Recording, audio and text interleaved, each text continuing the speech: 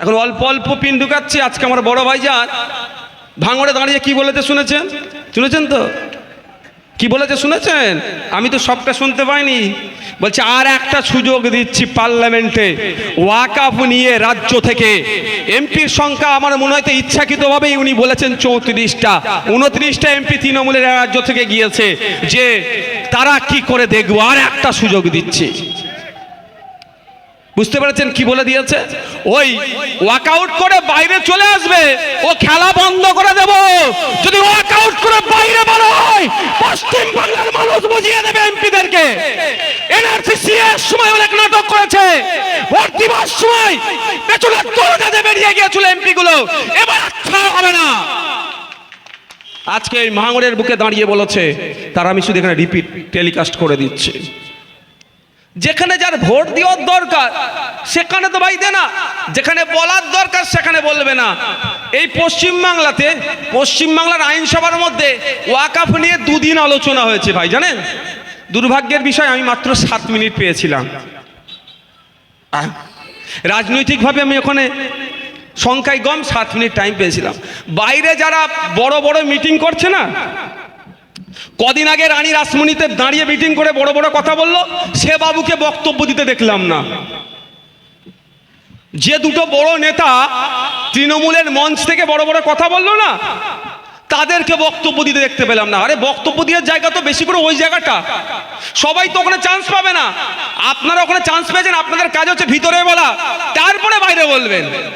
বাইরেতে এত লোক বলার আছে, ইমাম সাহেব থেকে শুরু করে মলি সাহেব থেকে শুরু করে সাধু সন্ন্যাস যারাই আছেন সবাই বলতে পারেন, কিন্তু ভিতরে তো সবাই ঢুকতে পারবে না। ওখানে বলেনি। এই দ্বিচারিতা যদি করে ছাড় হবে না, হবে নাকি ভাই?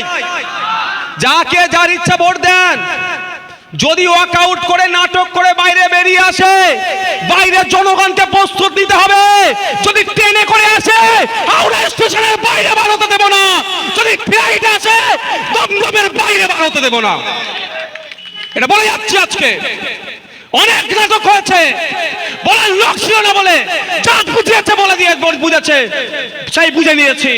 এখন স্টাডি করেছি, পড়াশোনা করেছি, কি আইন আনছে দেখছি, আর কোথায় বলার দরকার যদি না সেটা করে ছাড় হবে না।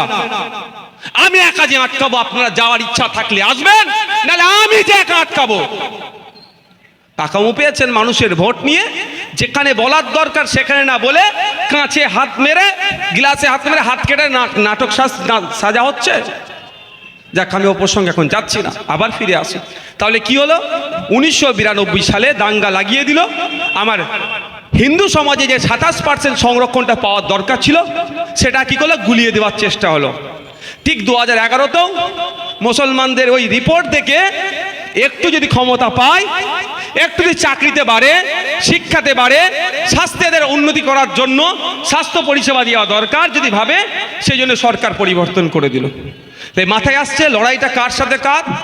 হিন্দুর সাথে মুসলিমের লড়াই নয়। যারা হোয়াটসঅ্যাপ ইউনিভার্সিটিতে পড়াশোনা করছেন তারা ভাববেন এটা হিন্দু মুসলমানের লড়াই, কিন্তু এটা হিন্দু মুসলমানের লড়াই নয়।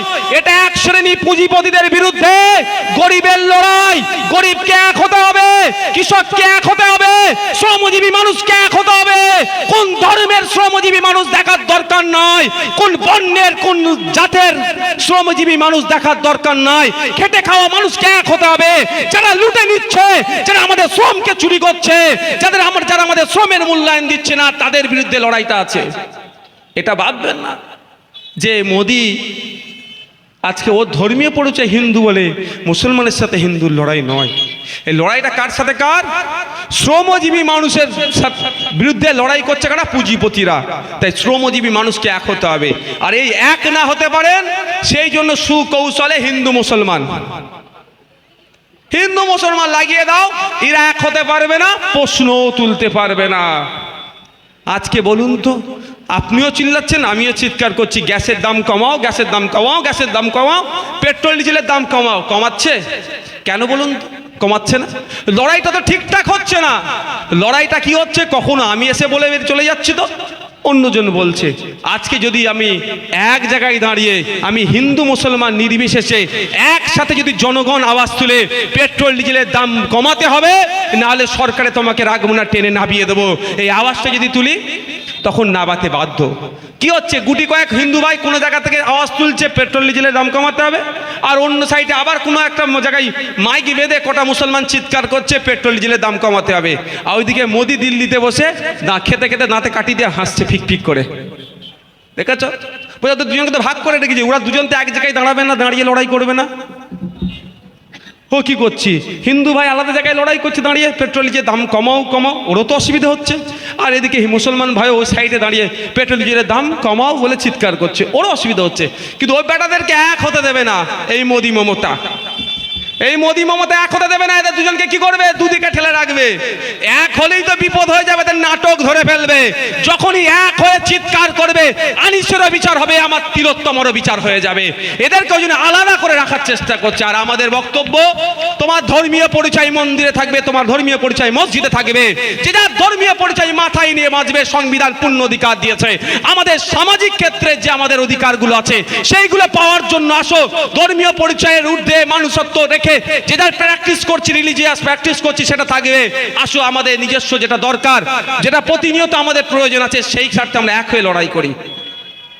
এই জন্যই তো তৃণমূল আমাদের উপর অত্যাচার করে। দেখবেন এরা বুতে বুতে এলাকাতে বলে কি, তোরা বিজেপি কর, অসুবিধা নেই, তৃণমূল আইএসএফ করতে পারবি না। এটা বলে না ভাই, কেন কেন বলে? ওরা জানে বিজেপি করলে তো অসুবিধা নয়, কেন বলেন তো, কেন? আচ্ছা, এই অ্যাপোলো ফার্মেসি দেখতে পাচ্ছেন, মেড প্লাস, দুটো বড় ঔষধের দোকান, দুটো বড় বড় ঔষধের দোকান। এর কি, এর ভাঁড় কিন্তু দুটো, ওদের দেখবেন প্রচুর কাউন্টার আছে, প্রচুর কাউন্টার আছে। আমাদের এই আবার অ্যাপেলোরও প্রচুর কাউন্টার আছে। আপনি এই অ্যাপেলোতে কিনলেও যা হবে, যেখানে টাকাটা লাভটা পৌঁছাবে, কলকাতার কোনো অ্যাপেলোতে গিয়েও ঔষধ কিনলে সেই লাভটা এক জায়গায় পৌঁছাবে। কেন বলুন তো, ভাঁড় একটা, ভাঁড় একটা, শুধু কাউন্টার আলাদা। কেন বলছে এরা তোরা বিজেপি কর, কোনো অসুবিধা নেই, আইএসএফ করলে তোদেরকে পিটবো মারবো, গ্যাস দিচ্ছে কেন? ওদের ভাঁড় তো একটাই, তৃণমূলের ভাঁড়, যেখানে এসে পয়েন্ট ঠেকছে, আর বিজেপিরও পয়েন্ট ঘুরে ঘুরে এসে সেই নাগপুরেই ঠেকছে। ওই জন্য তোরা বিজেপি কর, অসুবিধা নাই। আর আইএসএফ তো ওদের ভাঁড়েতে বিশ্বাসী নয়, এমন ওদের আলাদা জায়গায় আছে, ওই জন্য ওদের চাপে পড়ে যাচ্ছে, ওরা আমাদের পরে দেখে দেওয়ার চেষ্টা করছে।